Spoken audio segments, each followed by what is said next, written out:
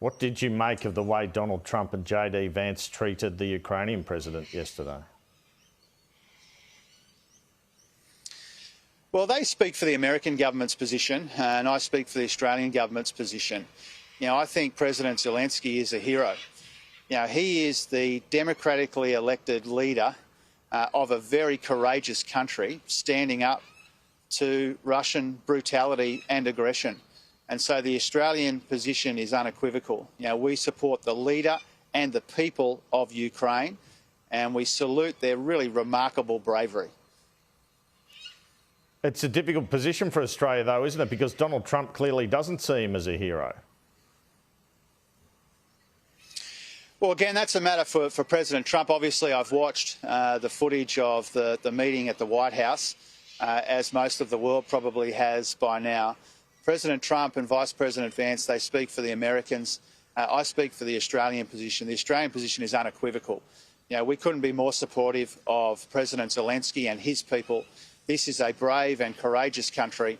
It has a democratically elected leader who will go down in history for the bravery of his position and his leadership, and we support him and his country without reservation. Could we see further military aid in the budget for Ukraine?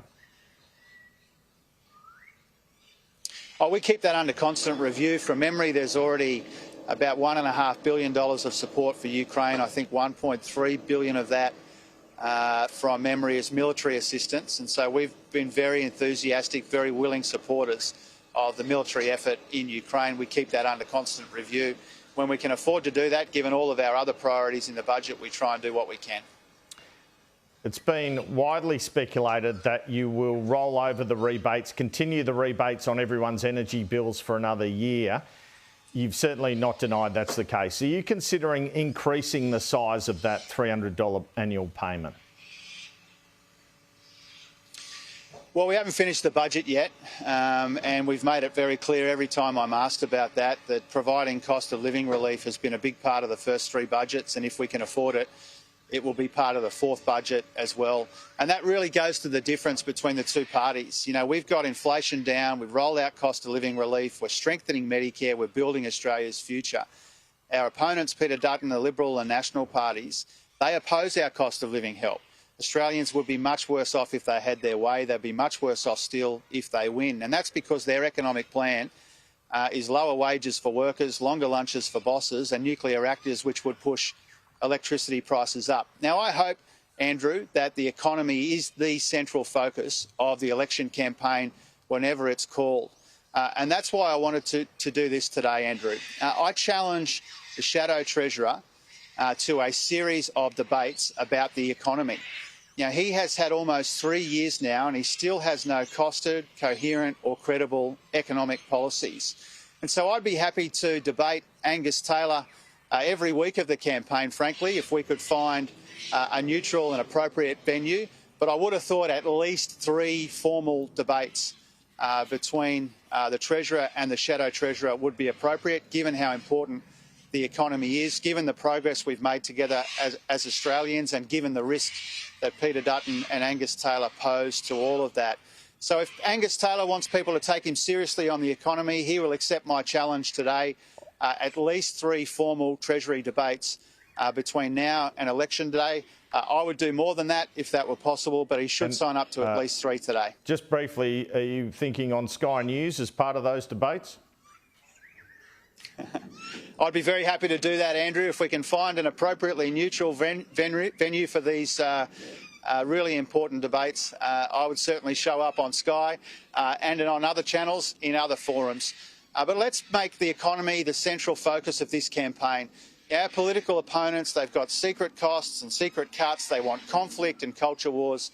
This Albanese government's maintained its focus on the cost of living throughout. And because of that, we've got inflation down, we've got wages up, unemployment is low, we've paid down a heap of Liberal debt, and interest rates have started to come down as well. That's why the Liberal Party and Peter Dutton and Angus Taylor don't like talking about the economy.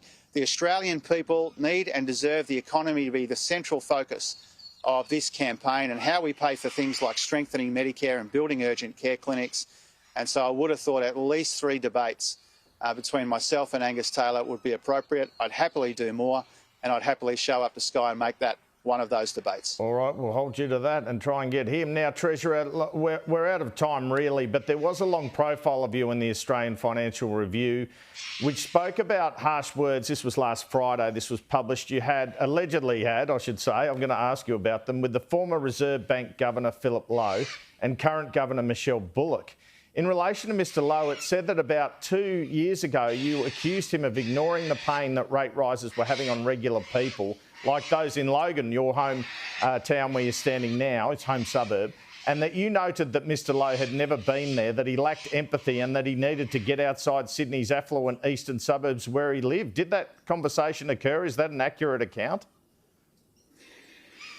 No, it's not. It didn't occur in that form at all. Unfortunately, that piece in the Financial Review was full of factual errors. Now, I didn't do an interview for that piece. The photos are from a couple of years ago from memory, and unfortunately there's a number of errors in that piece, including the characterisation of that conversation.